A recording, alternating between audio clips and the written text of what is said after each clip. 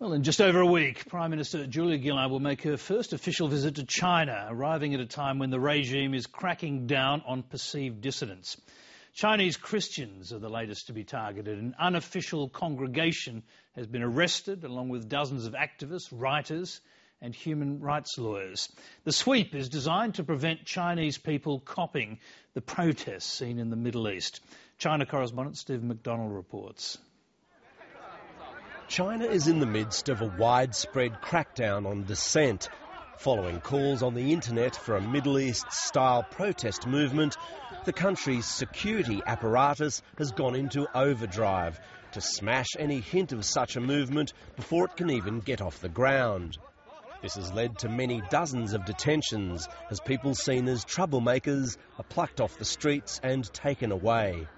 I think this has gone further than we've seen in crackdowns, at least in more recent years. And in that sense, it's more than, I think, simply the normal cycle, the normal metabolism of Chinese political life.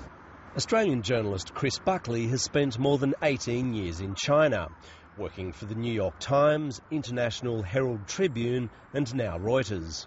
I do think there is a strongly felt belief in the government that China is surrounded by hostile forces and foreign governments and what it calls anti-China forces who are looking for ways in which to undermine China and ultimately to overthrow the Communist Party's rule. It's that mindset which magnifies these jitters about, for example, these calls for a Jasmine revolution. China's government has expanded freedoms over 2 decades, but as a core principle, it will not tolerate any threat to Communist Party rule. These women had come to Beijing to protest about local grievances, and after being detained, were merely sent back to their province. But recently, others haven't been so lucky. More and more people are being held in secret for months on end. Back in 2008, high-profile artist Ai Weiwei spoke to the ABC. He'd come to international prominence after helping design the Bird's Nest Olympic Stadium. He's now been detained and his family doesn't know where he is.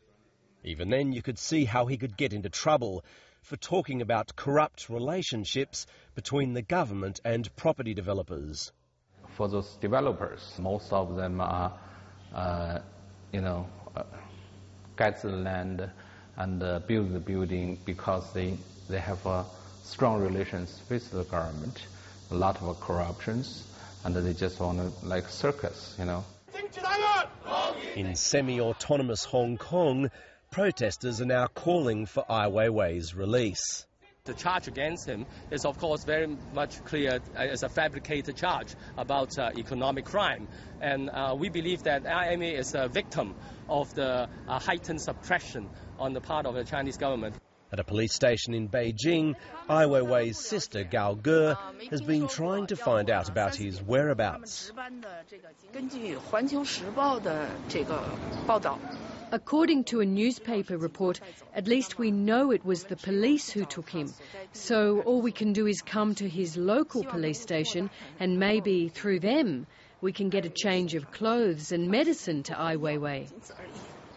China's gearing up for a new leadership group to take over next year, and the behind-the-scenes political manoeuvring is only adding to what some have described as government paranoia here.